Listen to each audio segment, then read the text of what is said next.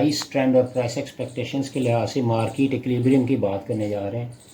Market equilibrium में हमारे पास general equation demand की होती है, वो that is equal to alpha minus beta P plus M P prime plus N P double prime, और supply function हमारे पास मौजूद होता है minus gamma plus delta P plus U P prime plus W P double prime.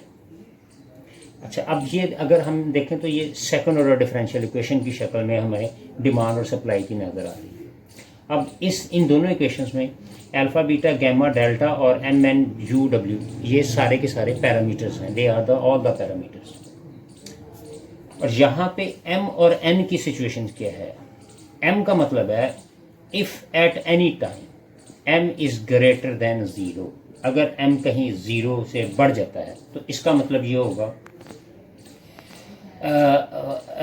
Price जो है वो बढ़ेगी, जिसका इफ़ेक्ट जो है वो डिमांड के ऊपर पड़ेगा, और सेम केस ऐसे सप्लाई के ऊपर भी होगा।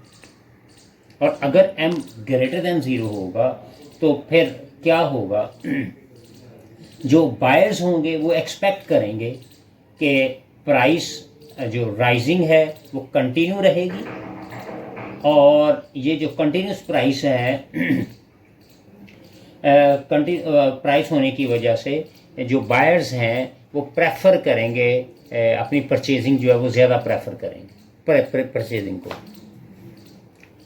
और अगर किसी सूरत में m जो है वो लेस देन ज़ीरो है, इसका मतलब ये होगा कि ये ऑपोजिट होगी कि अगर बायर्स जो एक्सपेक्ट कर रहे हैं कि प्राइसेस किसी सूरत में जो है वो कम हो रही हैं तो वो प्रेफर करेंगे, अपनी जो परचेजेज जो है वो कट डाउन करेंगे। अब हम इसी के बेस बनाते हुए हम एक क्वेश्चन सॉल्व करते हैं जिस पे हम टाइम पाथ निकालेंगे, और टाइम पाथ के लिए हमें इंटर टेम्पोरल इक्विलिब्रियम और कम्प्लीमेंट्री फंक्शंस हमें चाहिए होंगे। तो क्वेश्चन हमारे पास क्या आएगा, क्यू डी हमारे पास है 42 माइनस 4p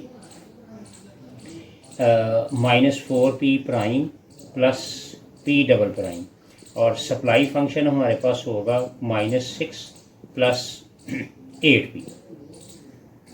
अच्छा, अब हम अगर इस क्वेश्चन को दो तरह से सॉल्व कर सकते हैं। एक तो डायरेक्टली इन दोनों इक्वेशनों से हम कंपेयर करें और हम यहाँ से वैल्यूज़ निकाल लें, और दूसरा तरीका ये होता है कि हम डिमांड और सप्लाई मार्केट को इक्विलिब्रियम रख के और हम सेकंड ऑर्डर डिफरेंशियल जैसे 16.3 के अंदर सॉल्व किया था वैसे कर लें। तो सबसे पहले हम ये करते हैं कि हम इसको इससे कंपेयर कर लेते हैं। जब हम कंपेयर करें तो अल्फ़ा मेरे पास नज़र आ रहा है, यानी ये अल्फ़ा है तो यहाँ पे मेरे पास 42 है, अल्फ़ा की वैल्यू मेरे पास 42 आ जाएगी। फिर बीटा की वैल्यू मेरे पास 4 आ जाएगी, एम की वैल्यू मेरे पास -4 आ जाएगी, और एन की वैल्यू मेरे पास 1 आ जाएगी। और अगर हम सप्लाई की बात करें तो सप्लाई में -6 आ रहा है और यहाँ पे गैमा आ रहा है, सो गैमा मेरे पास 6 आ जाएगा और डेल्टा की वैल्यू मेरे पास 8 है। ये हमारे पास वैल्यू होगी। अब सबसे पहले हमें क्या करना है, हमें इंटर टेम्पोरल इक्विलिब्रियम निकालना है, और वो क्या होता है हम इसको पहले देख लेते हैं। इंटर टेम्पोरल इक्विलिब्रियम क्या चीज़ होती है?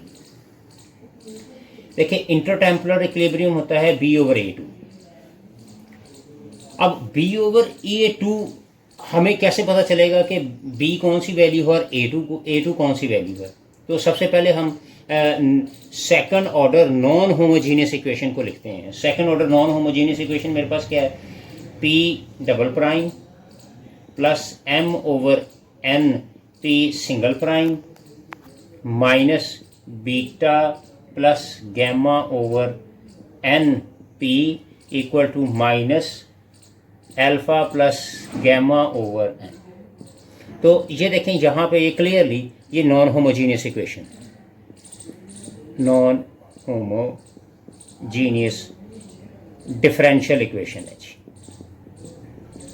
अब यहाँ से ये A1 मेरे पास क्या आएगा, M/N, A2 मेरे पास क्या आएगा, minus beta plus delta over N, और B मेरे पास क्या आएगा, minus alpha plus gamma over N. तो ये मेरे पास आ गया A1 A2 B।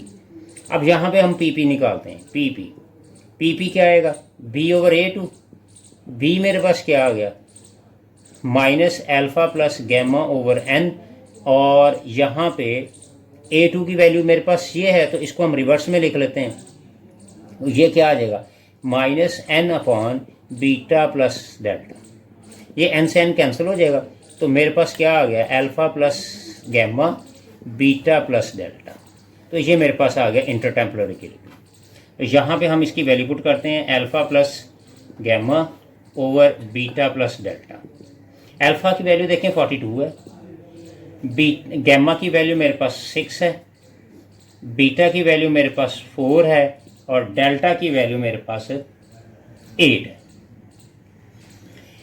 तो यहाँ पे 8 आ गया, तो ये कितना आ गया, ये 48 ओवर 12 आ गया, तो ये मेरे पास 4 है। तो यहाँ पे इंटरटेम्परल इक्विलिब्रियम कितना आ गया, मेरे पास 4 आ गया।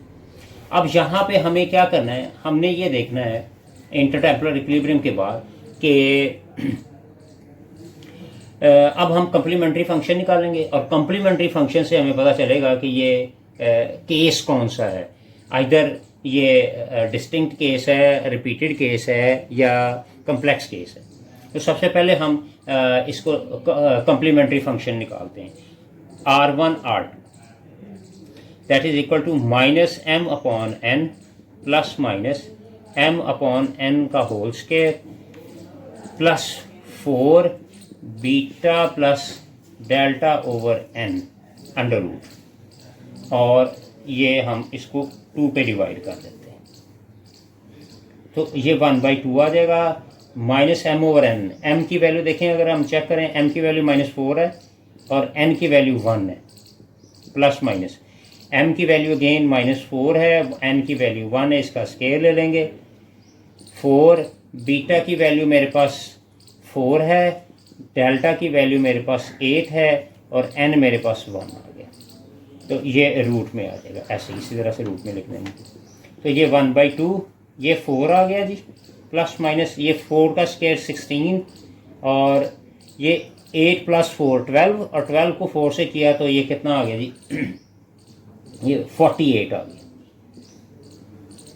तो ये मेरे पास 1/2 4 प्लस माइनस ये 64 आ गया। तो ये मेरे पास आ गया 1/2 4 प्लस माइनस 8 आ गया। तो यहाँ से हम 2 कॉमन ले लेते हैं, तो ये आ गया 1/2 2 प्लस माइनस 4, और ये हमारे पास आ गया जी 2 यहाँ से कॉमन आया, तो ये मेरे पास रह गया 2 प्लस माइनस 4 आ गया।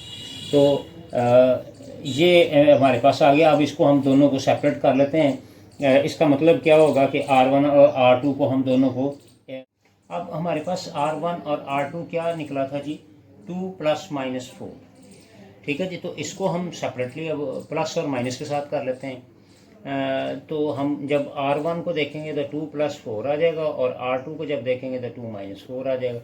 सो R1 की वैल्यू 6 आ गई, और R2 की वैल्यू -2 आ गई। सो R1 और R2 मेरे पास यानी कम्प्लीमेंट्री जो करेक्टरिस्टिक्स हैं इसके, वो हमारे पास R1 और R2 की हमारे पास आ गए। अब हम ये चेक करें कि इसमें केस कौन सा लगेगा। आया कि केसेस जो हैं वो 3 केसेस हैं। हम डिस्टिंक्ट केस लगेगा, रिपीटेड केस लगेगा, या कम्प्लेक्स केस लगेगा। उन केसेस को चेक करने के लिए हम क्या करते हैं, A1² और 4A2। अब A1 देखें, A1 स्क्वायर मेरे पास क्या है, A1 यहाँ पे हमने निकाला था m/n, तो ये आ गया m/n का होल स्क्वायर 4, और A2 मेरे पास ये देखें, ये A2 है, तो ये आ गया beta plus gamma over n, और ये माइनस जो है वो मैं बाहर निकाल लेता हूँ।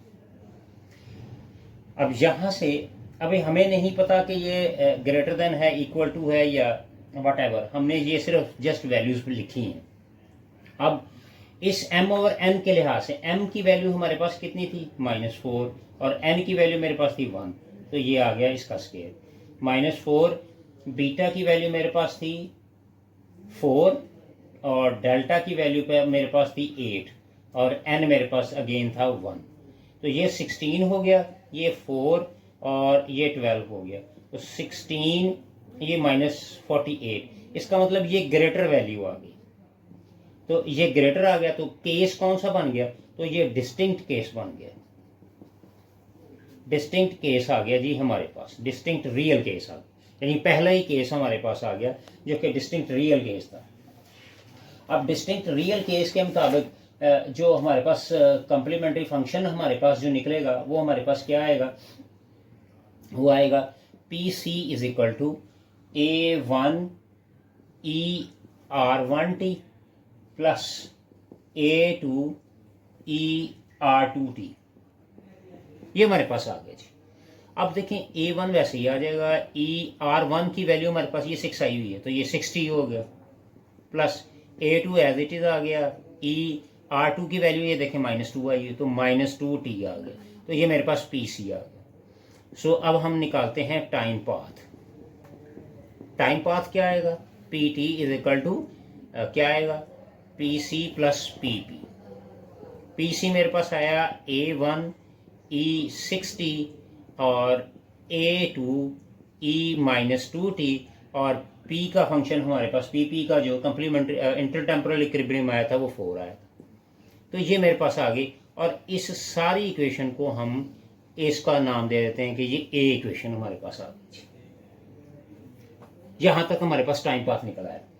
अब उसने आगे जाके हमें जो इनिशियल कंडीशंस दी हुई हैं, उसने कंडीशन दी हुई है P0 इज इक्वल टू 6 एक कंडीशन, और दूसरी कंडीशन दी हुई है P single prime 0 is equal to 4। पहले हम इसको इवेलुएट करेंगे, इसका मतलब ये है कि T की वैल्यू 0 है, हम इस A इक्वेशन में पुट करते हैं P into 0 A1 E6 into 0 plus A2 E-2 into 0 plus 4। तो ये P0 P0 की वैल्यू हमारे पास 6 है, A1 ये सारी की सारी वैल्यू 0 होगी, E0 1 के इक्वल आता है। A2 भी ऐसे ही निकलेगा, A2 ये सारी 0 की वैल्यू 0 हो गई, E0 1 होता है, A2 आ गया प्लस 4 आ गया। सो मेरे पास आ गया A1 plus A2 equal to 2। ये मेरे पास पहली इक्वेशन आ गई, A1 plus A2 is equal to 2 आ गया। अब हमारे पास यहाँ पे ये देखें, ये उसने कहा है कि फर्स्ट डेरिवेटिव लें और फिर उसके अंदर इनिशियल कंडीशन लें, तो हम A से ही हम दोबारा लेते हैं। PT हमारे पास फंक्शन था A1 E60 plus A2 E-2T plus 4। अब इसको डिफ्रेंशिएट कर देते हैं विद रिस्पेक्ट टू T, तो ये जब करेंगे तो P सिंगल प्राइम T आ जाएगा। अब इसका जब डेरिवेटिव लेंगे तो क्या आएगा, A1 E60 और पावर का डेरिवेटिव लेंगे तो 6 आ जाएगा, और ऐसे ही A2 E-2T और इसका जब डेरिवेटिव लेंगे तो -2 आ जाएगा, और इसका डेरिवेटिव 0 हो जाएगा। ये मेरे पास आ गया, ये मेरे पास आ गया जी। इसका डिफ्रेंशिएट करके हमने इसको वैल्यूएट कर लिया, तो इस इक्वेशन को हम नाम दे देते हैं कि ये जो इक्वेशन आई है that is equal to B। अब इसके अंदर इनिशियल कंडीशन उसने क्या दी हुई है, दैट इज इक्वल टू 4। पहले हम T की जगह 0 पुट करें, तो A1 E6 इंटू 0, 6 वैसे लिख देंगे, -2 A2 E-2 और T की जगह फिर 0। अब P सिंगल प्राइम 0 की वैल्यू कितनी है, 4। ये 6 A1 आ जाएगा, क्योंकि ये 0 हो गया तो ये 1 आ गया, -2 ये A2 आ जाएगा, ये भी सारा 1 आ गया। तो ये मेरे पास आ गई जी इक्वेशन, मेरे पास क्या आ गई, दूसरी इक्वेशन आ गई। अब पहली और दूसरी दोनों इक्वेशनों को हम इवेल्युएट कर देते हैं। अब मेरे पास देखें ज़रा, पहली इक्वेशन क्या है, अच्छा जी ये दो इक्वेशन हमारे पास आई थी, तो अब मैं इस इक्वेशन को 2 से मल्टीप्लाई करने जा रहा हूँ, तो ये आ जाएगा 2A1 plus 2A2 equal to 4। ये मेरे पास थर्ड आ गई। अब इन दोनों को हम इवेल्युएट कर लेते हैं, तो ये आ गया 6A1 minus 2A2 equal to 4, और ये आ गया जी 2A1 plus 2A2 equal to 4 आ गया। ये हमारे पास दोनों इक्वेशंस आ गई। अब इनको जब इवेल्युएट करेंगे तो ये दोनों कैंसिल आउट हो जाएंगी, तो 8A1 इज इक्वल टू 8 आ गया, तो A1 की वैल्यू मेरे पास 1 आ गई। A1 की वैल्यू मेरे पास 1 आ गई। अब इसको किसी एक में पुट कर देते हैं, पुट इन 1 में पुट कर देते हैं। A1 plus A2 equal to 2 आ गया। A1 की वैल्यू 1 आ गई, A2 इक्वल टू 2 आ गया, A2 की वैल्यू मेरे पास 1 आ गई। यानी A1 भी 1 आ गया और A2 भी मेरे पास 1 आ गया। अब हमारे पास जो टाइम पाथ आया था वो यहाँ से देखें, हमें ये टाइम पाथ हमें क्लियरली नज़र आ रहा है। टाइम पाथ हमारे पास निकला था A1 E60 plus A2 E-2t plus 4 PT। अब A1 की वैल्यू 1 आई है तो E60 हो गया, A2 की वैल्यू भी 1 आई है तो ये E-2t हो गया प्लस 4। तो ये मेरे पास जनाब टाइम पाथ जो है वो इवेलुएट होके आ गया। अच्छा, अब यहाँ पे देखें, ये क्वेश्चन तो मेरा कंप्लीट हो गया। अब एक्चुअली मेरा क्वेश्चन क्या था, QD मेरे पास क्या था, 42 minus 4p prime plus p double prime, और QS क्या था, -6 प्लस 8p। अगर हम मार्केट इक्विलिब्रियम के मुताबिक देखें और हम कहें कि डिमांड जो है वो सप्लाई के इक्वल आती है उस एडजस्टमेंट पॉलिसी के मुताबिक, जिसमें हम D P over D T के मुताबिक DP/DT और J और QD माइनस QS को यूज़ करते हैं। इसको जब यूज़ करते हैं तो हम कहते हैं कि ये उस वक्त इक्विलिब्रियम होगा जब QD is equal to QS के बराबर आएगा मैकेनिज़्म, और ये प्राइस एडजस्टमेंट मैकेनिज़्म है J जो। इसके मुताबिक अगर सॉल्व करें तो मेरे पास 42 minus 4p prime plus p double prime equal to -6 plus 8p। इन सब को इधर ले आए, p double prime minus 4p single prime minus 4p minus 8p plus 42 plus 6 equal to 0। तो ये आ गया p double prime minus 4p prime minus 12p plus 48 equal to 0। तो ये देखिए, ये क्लियरली आपको नज़र आ रहा है, ये सेकंड ऑर्डर डिफरेंशियल इक्वेशन आ गई।